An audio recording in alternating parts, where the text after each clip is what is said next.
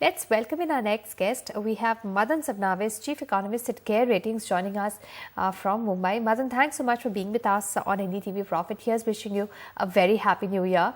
Now, we've started getting some of the data from December, and the impact of demonetization has started to show. Auto sales have slumped and the PMI has shown a contraction in manufacturing. How concerning are these, or do you think this is largely expected? No, it was largely expected once the demonetization scheme started, because we have heard from a number of production units that their plans have gotten distorted on account of non-availability of cash. And it was very much expected that especially those industries which are related to household goods would tend to get affected.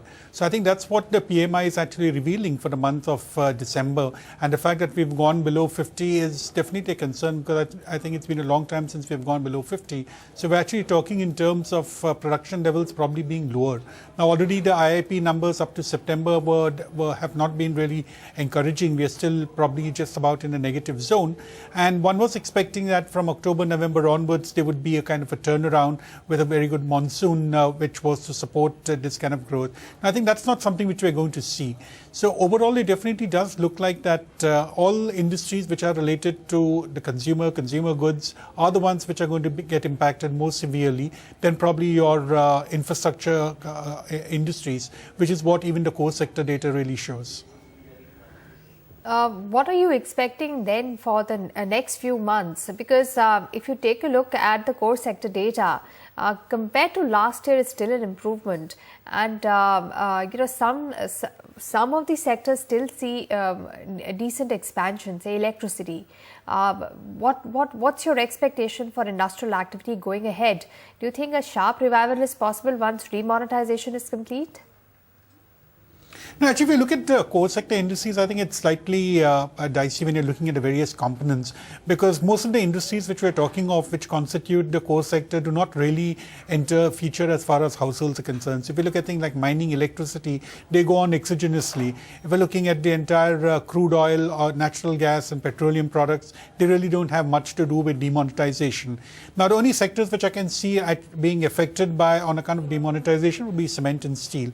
And here we have seen a kind of a dual kind of a picture, where steel seems to be doing well and cement definitely has shown signs of slowing down. And that was quite expected, because I think the sector which was most likely to be impacted by demonetization was the housing and real estate sector. And that's where you have the backward link being forged to cement. I have a feeling that steel has probably done better, because the government has been fairly aggressive with its own infrastructure spending programs. And I think that's one of the reasons why we are seeing a more encouraging picture from steel. So going ahead, I think the core sector industries are going to continue to probably perform better than the non-core sector. So we're talking of, let's look at the IIP, where around 38% comes from these industries. The balance 62 comes from industries such as consumer goods and capital goods. I think that's where the pressure points are going to be felt, because capital goods have already been in a negative territory where there is no fresh investment taking place. And we don't really expect investment to start taking off until consumption increases. And that's where we look at the consumer goods. Now, the consumer goods have taken a major setback in the last 2 months, November and December, on account of demonetization, especially in durables, FMCG goods, automobiles, and to a certain extent also in housing, which won't technically come under consumer goods. So I think that's where the pain points are going to be felt. So we do believe that industrial growth would probably to be still negative, or at best will probably be at status quo, that is a 0% growth. Right. Madan, on New Year's Eve, the Prime Minister came out with announcements for affordable housing, and we have seen some of the real estate stocks respond to that. Now, previously also there was a similar interest subsidy for housing loans, I think up to 6 lakhs. Now, what kind of impact are you expecting from this kind of announcement? Do you see, a quick revival coming into housing? Because some of the housing finance companies we spoke with said, while you're giving a push to the demand, the supply is not keeping up. We're not seeing many dwellings that are between 18 to 20 lakhs bracket being developed. Do you think there will be a revival of credit growth, even now that the banks have also cut their interest rates? No, not really, because if you really look at the conditions today, if you're talking of affordable housing and the individuals who would be going in for such kind of schemes, they need to see the overall level of income increasing. Now, typically, if you have seen that wherever there has been retrenchment or other employment levels coming down, it has been in those particular segments of society where the income levels also tend to be low. So now when we're giving certain incentives to people in terms of lower interest rates or interest rate subventions, which have been there also in the past for different categories, I don't think there's going to be any immediate pickup in demand for credit for housing for definite.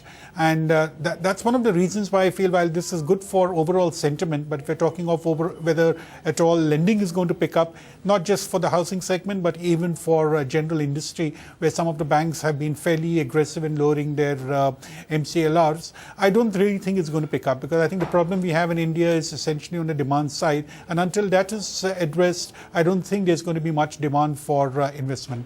So I think what the Prime Minister has announced has been very progressive in a sense, of sort of reassuring the people that the government does care, especially because ever since we have had demonetization, there's been a bit of controversy about how the poorer sections of society are getting affected. So what the Prime Minister has already done is to assuage these kind of feelings with such announcements. But we also need to know exactly as to what kind of numbers are we talking of, what would the subsidy numbers finally be like, how very different would they be from the schemes which are already existing. I think that's when we get to know about the delta as such, which comes in terms of government spending, which could create overall regeneration of demand. Right, but the banks having lowered their interest rates, we've heard from large PSU banks, now even private banks are cutting their interest rates lower. How much will this help revive credit growth? Because some people are saying in the absence of demand, it is too simplistic that only lower costs will lead to an increase in credit growth. No, actually, I'm not too optimistic about lower interest rates leading to an increase in credit, because I think what the banks are doing is more on the supply side, saying that I'm going to make cost of credit more affordable for people who want to borrow, whether it's industry or whether it's households. But the decision to invest is not just based on interest rate. It's one of the components which determines whether or not you should borrow. But we need to see better capacity utilization rates in industry. I need to see more buoyant demand. And I think by having this demonetization, especially for the industries which we spoke of earlier in the consumer goods side, I think we have been pushed back by maybe a quarter or so. So I think we'll probably have the entire process would probably revive only after maybe April, May, I would say, of the next financial year. And to be more confident, one could say probably from the second quarter of next financial year. Right, that's also the time when you expect a lot of pickup to happen, which means corporate profitability can also pick up. No, one does hope so, because if you have seen in the second quarter of this financial year, we had seen corporate profitability showing some signs of a pickup, and we really felt that in the third and fourth quarters things would accelerate and it would be back to the normal. But whatever impressionistic view we get from speaking to various companies, the impression is that we may probably have to wait for some more time. I think Q3 is definitely not going to be a good quarter for corporate India. Q4 may just about show some signs of stability, but definitely no major turnaround. So it'll have to be into the next financial year, depending upon how exactly how soon we're able to return to normal on account of this remonetization exercise. In terms of rates coming down, RBI did not signal a rate cut, but SBI yesterday cut rates quite aggressively. Do you think it's showing that loan demand has dropped quite significantly, or the overall growth has dropped quite significantly? That's why rates are going down? No, I think one of the reasons why rates are going down is more on account of surplus funds which are there with the banking system. Because I think those 13, 14, 15 lakh crores, whatever those numbers are in terms of old notes being converted to new notes, has led to a flurry of liquidity in the banking system. And typically we would expect interest rates to move downwards exogenously. So you really don't require a push from the Reserve Bank of India. But now that the banks have seen that they've had a large amount of deposits which are being invested only in government securities through the MSS scheme, where you're getting returns of maybe 6.1%, I think the banks are trying to better their own incomes by lowering the lending rates, hoping that at a margin those who are interested in borrowing could borrow at these rates. And as far as the banking system is concerned, you still end up getting a better return than investing in government securities. But with the rates coming down, the environment has to improve, and that's only that time when you would see loan growth pick up, because still the capacity is quite high in the system. Demand has gone down, so capacity utilization will also reduce. So even if rates are lower, the demand may be very limited. Yeah, absolutely. I think that's the conundrum which we have. Like we keep arguing for lower interest rates, just looking at the cost side, when the problem is on the demand side. So we do require to see a major improvement in demand conditions before people come back to the banks saying that they want to borrow more money. You just spoke about what affordable housing or the schemes have been announced. Do you expect more such schemes going into the budget? No, I think we expect more of these kind of schemes, but I think what's more important is how the government manages the fiscal numbers compared to these schemes which are being announced. Because the way I look at it is that the government is very, very keen on making sure that the fiscal deficit targets are not distorted in any manner. And if we're looking in terms of the impact on the additional impact on the economy, it would mean that the government would have to spend more than what it's budgeted. But the way things have been drawn out, I think in case it's going to be spending more on, say, interest rate subvention, there could be certain other expenditure cuts coming from somewhere else. So it all depends upon what would be the revenue flows for the government, because we should remember that the government is going to receive greater amount of revenue on account of these income disclosure schemes 1, 2, 3, whatever is going to be coming in this particular financial year. So there could be some kind of reallocation of these additional resources for some of these schemes. But I would tend to think most of it is going to really get implemented from next financial year. And but the priority is going to be more towards meeting the fiscal deficit target, whichever number it is that they choose on, whether it's 3.5% or anything lower. Right. As far as any of these budget, where we would get these details about what happens to the expectations on tax. Do you expect that if the inflow increases, tax rate could also come down meaningfully in this budget? It could definitely, but I'm not quite sure if the government has that kind of information when it comes out with the budget on February 1st, because we'll probably say we have 1 month post the demonetization scheme. If the government has a fairly good idea about how much money is really going to come in on account of additional taxation or the penalties which are being levied on those old notes which are being deposited which can't be accounted for, in that case, I think the government will be in a position to actually reallocate this additional inflows which are coming in.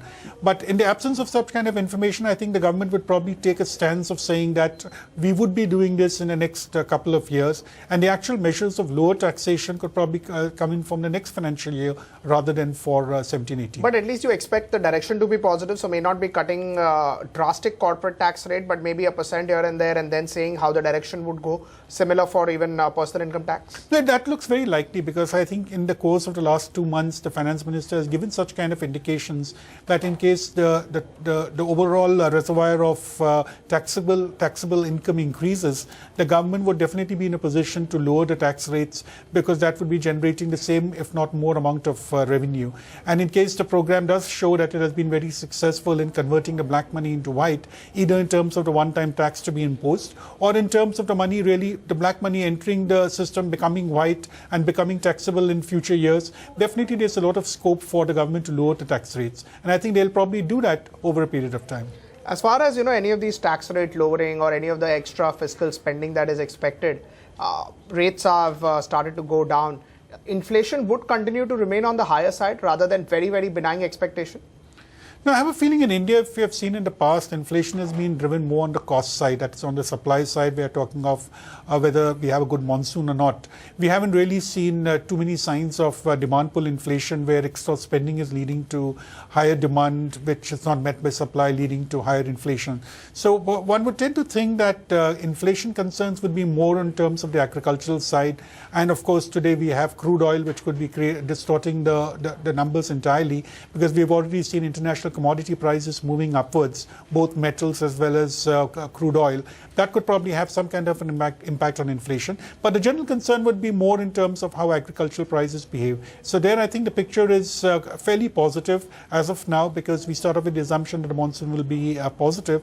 We've seen fairly good rabi sowing, so we don't really anticipate any kind of problems on the inflation side. So therefore, on the inflation front, I think we are fairly protected as of now, with only crude oil probably being the factor to be monitored. And then how do you expect a pickup in infra? Because, that's the only way, probably you can lead to a lot of employment creation, inflation coming down as economies of scale come. So do you expect a pickup in private capex? See, private capex, I think, will take a bit of time to pick up. See, right now, what we were seeing in infrastructure, it's more on what the government is able to do or not able to do. And in the last 2 years, we have seen that the government has been fairly earnest and, in fact, have met the targets of capital expenditure, especially on roads and railways, which I think is going to continue to be the main focus points for the government in the coming years too. So I think the central government is playing its role. The state governments, of course, have to also ensure that they play their role in terms of spending on capital expenditure. But I think private sector expenditure is going to come only with a lag, because I think lots of these companies are already grappling with the issues of NPAs. There's the whole case of funding which you have to get for your infrastructure projects. Banks are a bit reluctant to lend. The government and the RBI are still in the process of developing the corporate bond market. And until we see vibrancy all around, I think that's when we really will see private sector investment coming in the infrastructure space. Madan, thank you so much for taking out time for us.